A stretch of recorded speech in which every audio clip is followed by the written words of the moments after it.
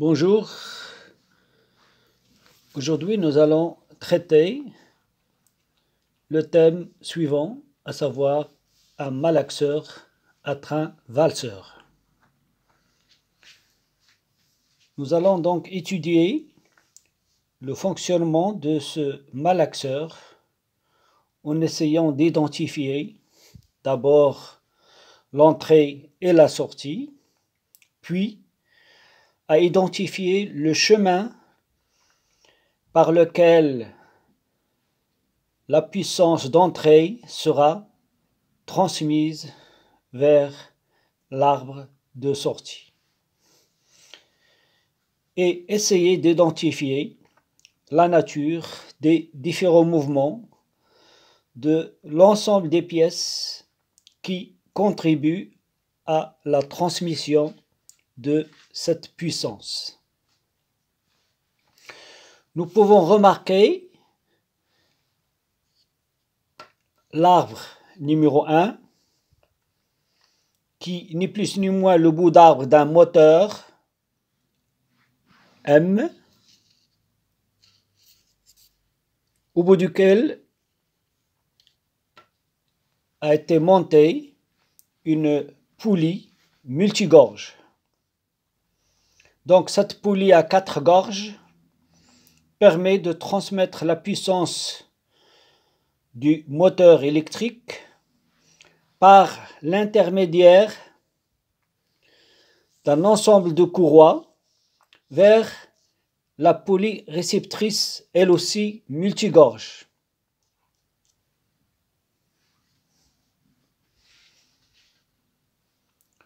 Ceci permet l'entraînement en rotation de l'arbre numéro 4 qui est fixé à la poulie réceptrice numéro 2. Au bout de cet arbre 4, nous identifions un pignon arbré qui est taillé dans la masse de l'arbre 4 qui engraine à son tour avec la roue dentée 5. Donc toute rotation de 1 va entraîner dans le même sens la rotation de la poulie réceptrice 2, idem du pignon arbré, et dans le sens opposé, parce qu'on a un contact extérieur, la roue dentée 5. Cette roue dentée 5 va permettre la transmission de puissance grâce à ce pignon-là qui est monté sur l'arbre numéro 6 et qui engraine, ce pignon engraine avec cette roue dentée 7. Donc, on commence à mettre en rotation l'arbre numéro 8 une fois que la roue numéro 7 est entraînée en rotation grâce à cette clavette-là. Lorsque 8 tourne, va faire tourner le pignon arbré placé au bout de cet arbre-là, à ce niveau-là. Donc, ce pignon doit essayer de faire tourner cette roue dentée 9. Or, la roue dentée 9, il est fixé sur le bâti.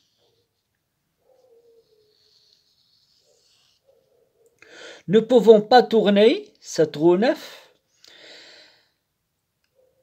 pour que 8 puisse continuer à tourner. Il faut qu'il s'enroule autour de la périphérie de 9 tout en tournant sans entraîner en rotation 9 parce que 9 elle est liée au bâti. Donc ce qui oblige à cet arbre-là de faire un pivotement autour de l'axe numéro 6. C'est pour ça que nous avons placé un roulement ici qui permet, et un roulement là, qui permet à tout cet ensemble-là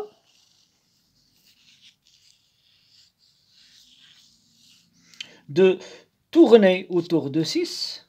En même temps, ce même arbre 8 de sortie tourne autour de son même axe. Donc on identifie bien ici un mouvement composé de l'arbre de sortie 8, à savoir une rotation autour de son propre axe et une rotation autour d'un autre axe qui lui est parallèle, à savoir l'axe numéro 6.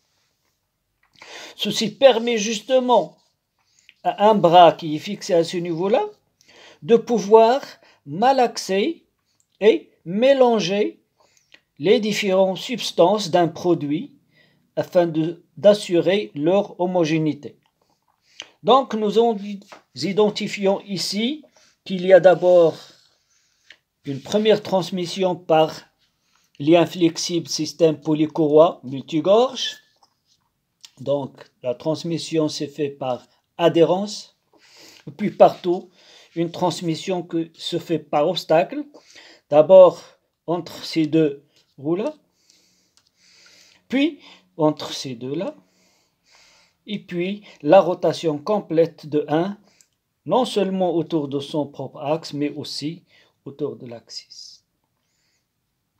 Donc, puisque le système moteur a un diamètre, ou la polymotrice a un diamètre plus petit que la polyréceptrice, nous avons une première réduction ici. De même, le pignon placé au bout de l'arbre 4 a un diamètre plus petit que cette roue dentée numéro 5. Et donc, nous avons une deuxième réduction ici. De même, ici, nous avons une autre réduction, mais celle-ci va rentrer dans le cadre de rapport qu'on doit calculer en utilisant la formule de Willis propre aux trains épicycloïdaux. Donc une première réduction, une seconde, puis une troisième réduction réalisée par le train épicycloïdal. Donc nous avons assuré le guidage d'abord de l'arbre intermédiaire. Il y a deux arbres intermédiaires. L'arbre numéro 4 ici, ou du moins c'est un arbre d'entrée si on considère que ça ne fait pas partie du système. L'arbre intermédiaire numéro 6, qui est guidé par rapport à cette pièce-là par deux roulements rotules, deux rangées de baies rotules. L'arbre de sortie, il est guidé par ce roulement à double rangée de billes et ce roulement aussi à deux rangées de billes. Alors que l'arbre d'entrée ici, 4, il est à son tour guidé par deux roulements à billes. Donc, nous avons ici un carter de protection pour éviter l'intrusion de deux corps étrangers à ce niveau-là, parce que nous avons des courroies qui tournent, et donc nous avons pris la précaution pour protéger cet environnement afin d'éviter tout accident. De même, le carter est particulièrement bien étanche, donc on a des joints d'étanchéité ici.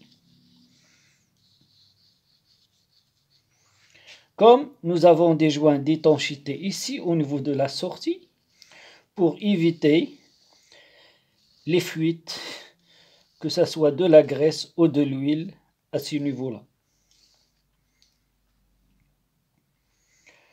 Donc, voilà par exemple une vue à ce niveau-là, qui nous montre donc le graissage, comment s'effectue en introduisant de l'huile par l'extérieur pour pouvoir garder un film d'huile suffisant afin d'assurer la lubrification de l'engrainement des pignons en rotation.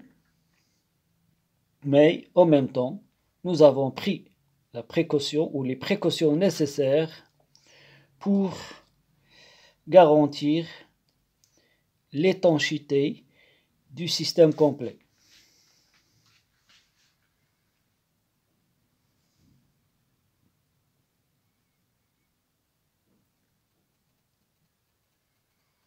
Voilà donc l'essentiel des explications apportées à l'analyse de ce système-là afin de faciliter la compréhension de son fonctionnement. Merci pour votre attention.